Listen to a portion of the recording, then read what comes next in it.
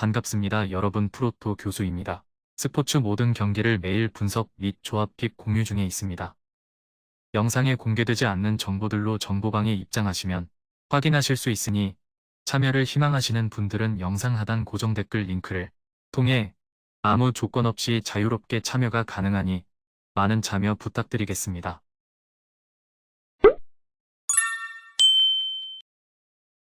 첫 번째 경기는 아랍에미리트 대 아르헨티나 한번 살펴보겠습니다.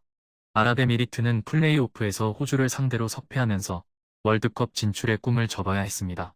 경기 자체는 아랍에미리트가 주도하는 모습을 보여주었으나 골 결정력이 상당히 아쉬웠다고 할 수밖에 없는 매치였죠.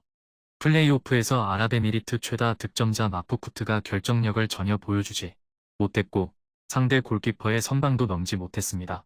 그래도 중동하면 생각나는 침대축구 형식보다는 호주를 상대로 맞불을 놓는 모습을 보여주면서 많은 찬스를 잡는 모습이었는데 공격적인 기조로 인해 수비적으로는 불안감이 심했으며 특히 우측 측면에서 상대의 스위칭을 제대로 대처하는 모습을 보여주지 못했죠. 상대 공격수들의 결정력이 별로였기 때문에 그나마 석패로 끝났다고 할 수 있었을 것입니다. 게임 플랜을 상대에게 맞추는 모습은 인상적으로 볼 수 있으나 전략을 실행하는 능력은 2% 부족하다고 할 수 있습니다. 아르헨티나는 월드컵 같은 조에 사우디아라비아가 있기 때문에 스파링 파트너로 중동의 UAE를 선정했습니다.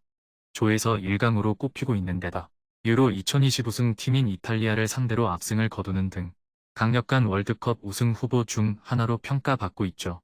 현재 35경기 연속 무패로 팀 분위기는 최상이고 팀의 리더인 메시 커리어의 마지막 퍼즐인 월드컵 우승을 반드시 차지하겠다는 팀의 동기부여도 상당합니다.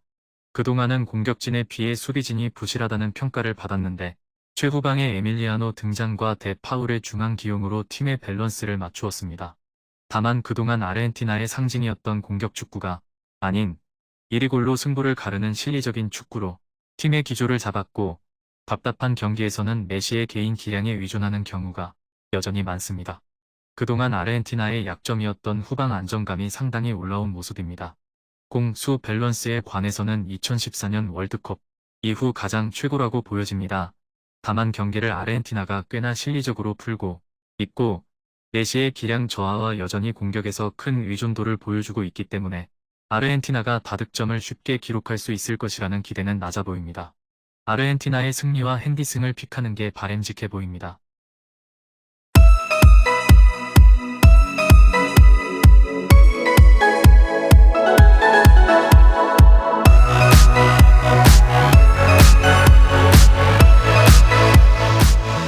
두 번째 경기는 오만 대 독일 한번 살펴보겠습니다. 오만은 아시아 예선에서는 B조 4위로 안타깝게 탈락했습니다. 예선 첫 경기에서 일본을 상대로 승리를 거두고 호주를 상대로 비기는 등 상위 전력을 상대로 꽤 의미 있는 성과를 냈습니다. 뚜렷한 스타 플레이어는 없는 편이나 엔트리에 포함된 모든 선수가 자국 리그 내 선수라 조직력만큼은 내세울 수 있는 장점이죠.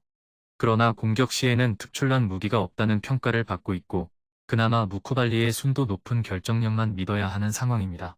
최대한 텐백 형식으로 나서다가 직선적인 공격으로 상대의 골문을 노리는 패턴을 보여줄 가능성이 높습니다. 독일은 네이션스 리그에서 조 3위에 머무르면서 파이널 라운드 진출에 실패했습니다.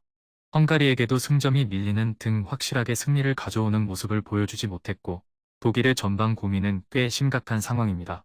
한지 플릭 감독 부임 이후 잠깐 살아나나 했던 베르너도 최종 월드컵 명단에서 제외됐죠.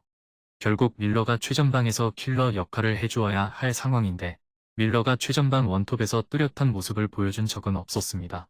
스페인 정도를 제외하면 독일을 상대로 맞불을 놓을 만한 팀은 없고 결국 펜백 형식의 상대를 공략하는 모습을 보여주어야 하는데 뾰족한 수를 만들어낼 수 있을지는 지켜봐야 합니다.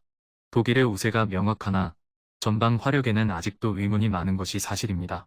밀러가 돌아오기는 했지만 베르너의 제외로 공격진의 뎁스도 완벽하다고 보기는 어렵고 독일을 상대로 오만이 펜백 형식으로 나올 가능성이 높은 상황인데 현재 스쿼드로는 골폭격은 어려워 보입니다. 독일의 승리를 예상하며 언더를 고려해야 할 매치로 보여집니다.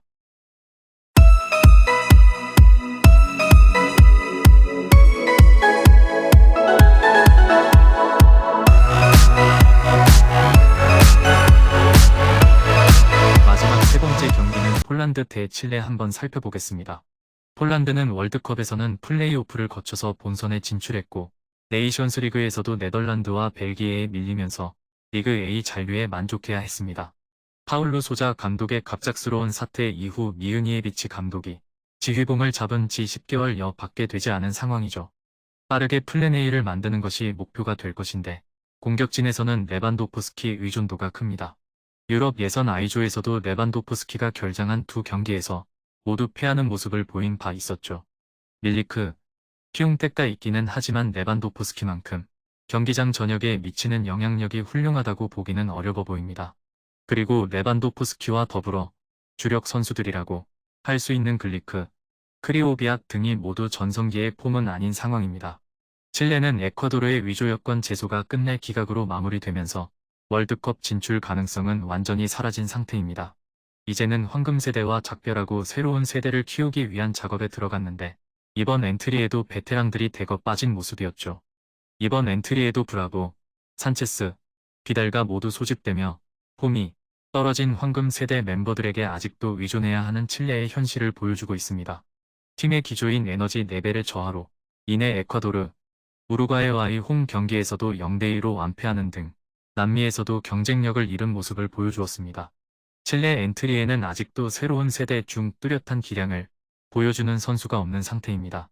폴란드도 레반도프스키가 없으면 공격 작업에서 상당히 어려운 모습을 보여주고 있음은 감안해야 하나 레반도프스키가 올 시즌 보여주고 있는 폼이 상당히 좋은 상태죠. 다만 폴란드도 주력 선수들의 노쇠화에 시달릴 가능성이 있기는 하고 감독이 바뀐 이후 명확한 플랜 A를 아직까지도 만들어내고 있지 못한 상태라는 변수는 감안해야 할 것입니다. 최종적으로 폴란드의 승리를 예상하며 오버를 고려해 볼 만한 매치로 보여집니다. 금일 경기들은 이렇게 알아보았습니다. 좀 더 다양하고 많은 정보를 원하시는 분들은 영상 하단 댓글에 링크 클릭 후 문의하시면 아무런 조건 없이 정보방 입장 가능하니 입장하셔서 정보 받아보시길 바라겠습니다. 그리고 영상에서 리뷰하지 않은 디테일한 정보와 조합픽은 매일 교수 정보방에서 공유하고 있으니 꼭 참여해보시길 권장드리며 이번 영상은 여기까지 하겠습니다.